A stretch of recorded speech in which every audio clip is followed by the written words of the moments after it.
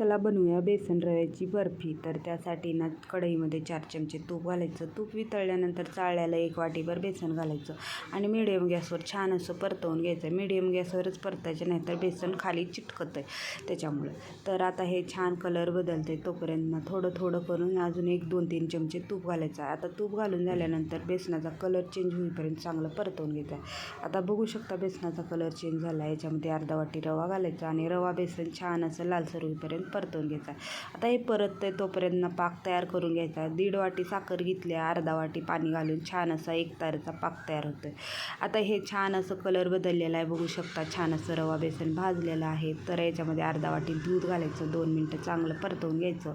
त्यानंतर पाक तयार झालेला आहे एकताराचा, तर तो पाक घालून घ्यायचा आणि चांगलं असं मिक्स करून घ्यायचं आहे. आता हे मिक्स करून झाल्यानंतर ताटाला थोडंसं तूप लावून घ्यायचं आहे आणि याच्यामध्ये पसरवून घ्यायच्या. मस्त अशा वड्या काढून घ्यायच्या.